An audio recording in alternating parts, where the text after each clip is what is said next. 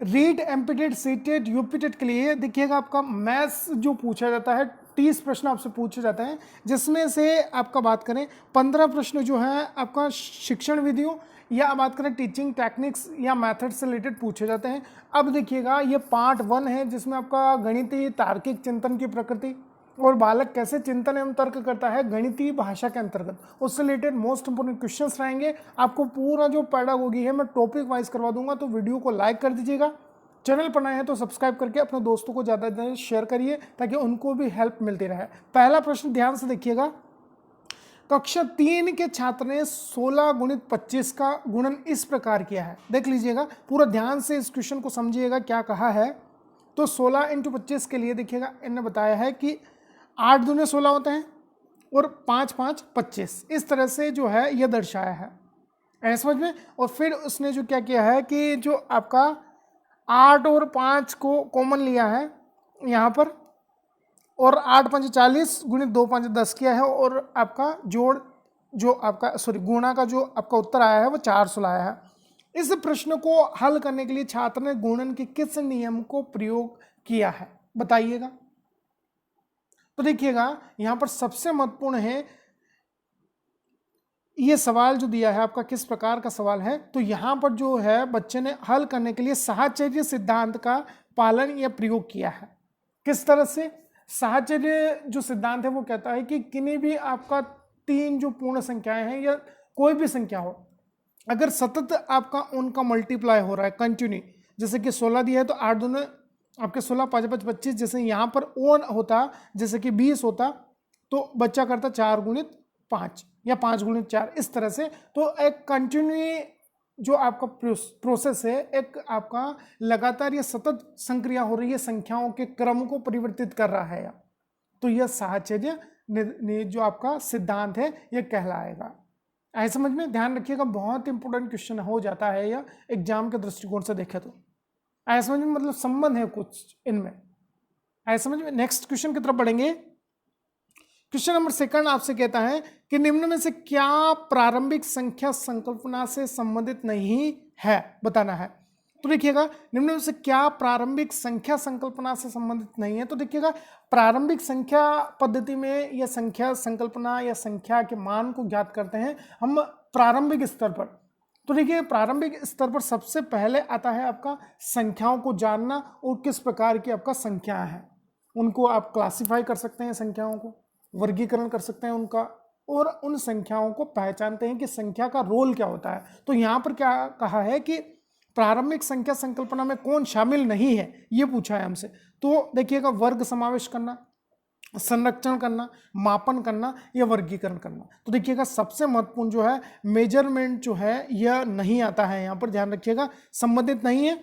तो मापन जो है यह आपका अपर प्राइमरी लेवल या उच्च प्रारंभिक जो आपका शिक्षण है या कक्षाएं हैं उनके लिए महत्वपूर्ण है। तो यहाँ पर कौन शामिल नहीं होगा, मापन के लिए जाएंगे, सी ऑप्शन अपने को टिक करना है। चलिएगा नेक्स्ट क्वेश्चन आपके लिए है, संख्या और संख्यांक के विषय में निम्नलिखित में से कौन से कथन सही है बताइएगा। तो मैं बता दूं आपको, जैसे कि संख्यांक क्या होता है, संख्यांक क्या होता है ये मैं बता दूं। तो संख्यांक क्या है कि साइन होता है, जैसे कि इस तरह से हम लिखते हैं ना, जैसे कि ऑप्शन से अ ब स द, ये भी एक संख्यांक है। इसके अलावा बात करें तो आपका जैसे कि क, फिर आपका आता है ख, फिर फर्स्ट, फिर सेकंड, इस तरह से जो है संख्यांक जो आपका है ये इंग्लिश में भी होता है, हिंदी में भी होता है, रोमन जो आपका गणित लिखते हैं उसमें भी होता है, रोमन पद्धति में। इस तरह से जो है संख्यांक मतलब चिन्ह होता है जो किसी भी आपका पर्टिकुलर आपका एक संख्या को दर्शाते हैं।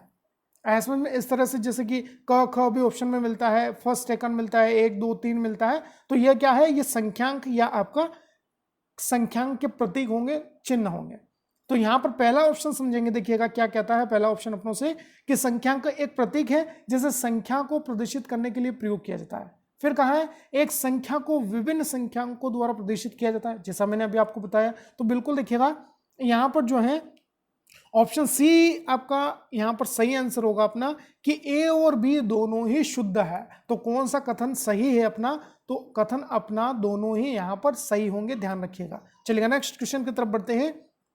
योग पर निम्नलिखित शाब्दिक समस्याओं को पढ़िए। अब देखिएगा योग से संबंधित कुछ संक्रियाएं दी है कि एक टोकरी में 15 संतरे हैं और दूसरी टोकरी में 17 संतरे हैं, सब मिलाकर कितने होंगे? तो देखिएगा यहाँ पर जो है मिलाना है अपने को। फिर दूसरे ग्रुप में कहा है बी ऑप्शन के लिए, एक 9,950 रुपए वाले मोबाइल फोन की कीमत में बजट के बाद 375 रुपए की वृद्धि हुई, नई कीमत क्या होगी? ये दो कंडीशंस दी है, कौन सा जो है सही कथन है ये अपने को बताना है। तो देखिएगा ए योग के समुच्चयन संरचना को प्रदर्शित करता है, जबकि बी योग के संवर्धन संरचना को प्रदर्शित करता है। तो देखिए बिल्कुल यहाँ पर देखिएगा समझ सकते हैं, समुच्चय हो रहा है, समुच्चयन मतलब मिलाना, और संवर्धन मतलब बढ़ना, वृद्धि हो रही है।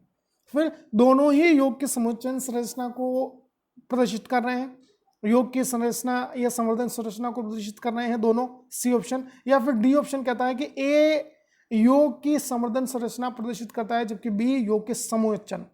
तो देखिए समझेंगे अपना पहला ऑप्शन ही सही होगा, यहां पर ध्यान रखिएगा।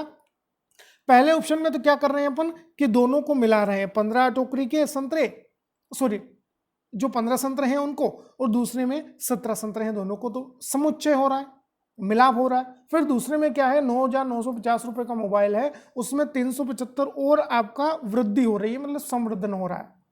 पहला ऑप्शन अपने को यहां पर टिक कर लेना है, बहुत इंपॉर्टेंट क्वेश्चन है। चलिएगा नेक्स्ट क्वेश्चन देखिएगा, समझेंगे क्वेश्चन क्या कहता है। एक बच्चे ने दिखाए अनुसार दो संख्याएं घटाई है, निम्नलिखित में से कौन सा कथन बच्चे के घटाव या घटाने को सीखने का बोध करता है, बताइएगा। तो देखिए 83 में से 23 जाएंगे तो कितने बचेंगे, ये बच्चे ने किया है और उत्तर लाया है बच्चा अपना 64। ऑप्शंस पढ़ लीजिए। बच्चे को घटाव की प्रक्रिया में स्थानीय मान के बारे में गलत धारणा है, बच्चा नहीं जानता है कि कैसे घटाना है, बच्चा 2 अंकों वाली संख्याओं के घटाव की प्रक्रिया जानता है, या फिर यह एक गलती है और इसे बार बार अभ्यास करके सुधारा जा सकता है। तो देखिएगा सबसे महत्वपूर्ण है कि बच्चा जो है यहाँ पर जो है अपनों ने घटाया है, 83 में से 23 जाएंगे तो 64 यह बच्चा लाया है। तो देखिएगा बच्चे को घटाव की प्रक्रिया में स्थानीय मान की गलत अवधारणा है, स्थानीय मान का जो कॉन्सेप्ट है वो बच्चे को हमें क्लियर करवाना पड़ेगा, तभी जो है ये सवाल जो है अपना यहाँ पर सही होगा। बहुत इंपॉर्टेंट क्वेश्चन हो जाता है, या इस तरह के क्वेश्चन आपसे शिक्षण शास्त्र या टीचिंग मेथड से रिलेटेड पूछे जाएंगे एग्जाम में। चलिए नेक्स्ट क्वेश्चन, मैंने एक क्वेश्चन लिया है, यह क्वेश्चन जो है सीटेट एग्जाम में आता रहता है बार बार। रोमन अंकों का उपयोग आमतौर पर हिंदू अरबी अंकों जैसी संख्याओं के लेखन में क्यों नहीं होता है, बताइएगा जल्दी से। तो देखिएगा क्यों नहीं होगा, तो सबसे महत्वपूर्ण है कि रोमन अंक स्थानीय मान का नियोजन नहीं करते हैं, मतलब रोमन अंक लिखेंगे तो उसमें जो है स्थानीय मान का कॉन्सेप्ट नहीं होता है, और इसलिए इन अंकों का उपयोग करके गणना करना मुश्किल होता है। बहुत ही आपका इजी क्वेश्चन है, कॉन्सेप्चुअल क्वेश्चन है, समझेंगे इसको। वीडियो को लाइक कर दीजिए जल्दी से। चलिए नेक्स्ट क्वेश्चन आपके लिए है, क्वेश्चन बहुत ही अच्छा क्वेश्चन कहेंगे इसको। एक शिक्षक अपनी कक्षा में बच्चों को उनके परिवेश में मौजूद वस्तुओं के भौतिक गुणों को अपने शब्दों में समझाने के लिए प्रोत्साहित करता है। अपने छात्रों के साथ ऐसी गतिविधि करने के पीछे शिक्षक का सबसे उचित उद्देश्य क्या हो सकता है, बताओ जल्दी से बता दीजिए क्या हो सकता है उद्देश्य। तो देखिएगा अपने आसपास अपने परिवेश की बात करें तो सबसे महत्वपूर्ण भूमिका होती है यहाँ पर कि बच्चों के अंतर्गत हम क्या कर रहे हैं, अनौपचारिक रूप से सीखने का या किन्हीं भौतिक वस्तुओं के गुणों का निरीक्षण करने का अवसर दे रहे हैं। तो यहाँ पर जो है बच्चा अपने आसपास के वातावरण से कनेक्ट हो रहा है और प्रत्यक्ष अनुभव के माध्यम से बच्चा सीखेगा। ऐसे में जब भी ऐसा क्वेश्चन आए, बहुत ही अच्छा और लॉजिकल क्वेश्चन है, ये ध्यान रखिएगा, इंपॉर्टेंट हो जाता है अपने एग्जाम के दृष्टिकोण से। चलिएगा नेक्स्ट देखते हैं। एक बच्चे से यह पूछने पर कि क्षेत्रफल क्या है, उसने लंबाई गुणित चौड़ाई उत्तर दिया है। क्षेत्रफल की अवधारणा के बारे में बच्चे की समझ के बारे में आप क्या कह सकते हैं। तो बच्चे को क्षेत्रफल की जानकारी या अवधारणा के बारे में कोई आपका उसे नॉलेज नहीं है या जानकारी नहीं है कि क्षेत्रफल का जो कॉन्सेप्ट है वो किस प्रकार का है। फिर बच्चे ने किसी भी बंद आकार के क्षेत्रफल के सामान्य विचार को आयत के क्षेत्रफल के रूप में उपयोग किया है। फिर बच्चा सही कह रहा है कि लंबाई गुणित चौड़ाई क्षेत्रफल होता है। फिर बच्चा क्षेत्रफल और परिमाप की अवधारणा के बीच उलझन में है, बताइएगा। तो बच्चे से हमने सीधे तौर पर आपका क्वेश्चन कर लिया है कि बच्चे से पूछा है हमने कि क्षेत्रफल क्या है, तो यहां पर सही आंसर क्या होगा। तो देखिएगा बच्चे ने किसी भी बंद आकार की आकृति या आकार के क्षेत्रफल के सामान्य विचार को आयत के क्षेत्रफल से जोड़ दिया है। आया समझ में। तो यहाँ पर जो है समझेंगे कि जो बच्चे का जो है कॉन्सेप्ट है कि वो एक निश्चित है कि उसने क्या किया है, किसी भी बंद आकार के क्षेत्रफल को उसने क्या किया है, आयत के क्षेत्रफल से जोड़ लिया है। मतलब अपने को सेकंड ऑप्शन जो है यहाँ पर टिक कर लेना है। ऐसा समझ में। क्षेत्रफल पूछा, उसने सीधे तौर पर आंसर दे दिया लंबाई गुणित चौड़ाई। सबसे पहले हाथ ऊंचा किया कि हाँ मुझे आता है क्वेश्चन, और उसने क्या आपका समझ के उसको दिया है कि कोई भी आपका बंद आकृति है उसका जो है आयत आयत का क्षेत्रफल मान लिया है और लंबाई चौड़ाई उसने बिल्कुल आंसर कर दिया है। तो यह कॉन्सेप्ट जो है यह गलत है। ऐसे में सभी जो है आपका जो आकृतियां हैं, आयत, वर्ग, वृत्त, सबका क्षेत्रफल आपका अलग अलग कॉन्सेप्ट है, समझना है उससे। ऐसे समझ में। नेक्स्ट देखिएगा, गणित सीखने के संबंध में निम्न में से कौन सा कथन सत्य है, बताइएगा। बहुत ही अच्छा क्वेश्चन कहेंगे इसको। और यह जो आपका क्वेश्चन है यह इंक्लूसिव एजुकेशन या समावेशी शिक्षा को बढ़ावा देता है। ध्यान रखिएगा, एनसीए 2005 के अनुसार ये बहुत इंपॉर्टेंट क्वेश्चन हो जाता है और कहेंगे कि आपका एग्जाम में आने जैसा क्वेश्चन है।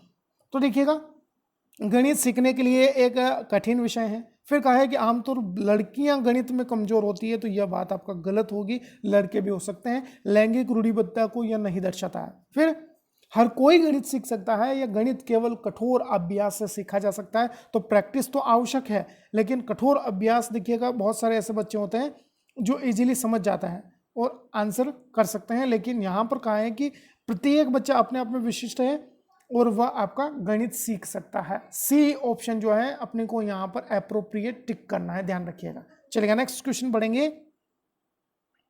क्वेश्चन कहता है, निम्नलिखित में से कौन सा कथन संकल्पना मानचित्र के बारे में सत्य नहीं है, बताइए।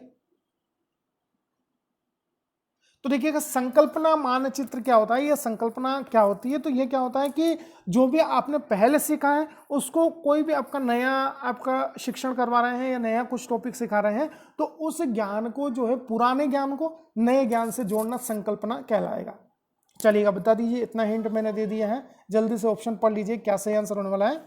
तो बिल्कुल सही है, यहाँ पर जो है आप ऑप्शन कर रहे हैं सत्य नहीं है, यह बताना है अपने को। यहाँ पर थोड़ा सा ध्यान से पढ़ लीजिए, संकल्पना मानचित्र के बारे में कौन सा जो कथन है यह सही नहीं है, ये पूछा है हमसे। सही नहीं है पूछा है, सत्य नहीं है। ऐसा नहीं कि सीधे टिक कर लेना है डी ऑप्शन। तो देखिएगा, संकल्पना मानचित्र अंत संबंधित अवधारणाओं और उन्हें जोड़ने वाले लिंक का संग्रह करता है या संग्रह प्रस्तुत करता है, ये तो बात बिल्कुल सही हुई।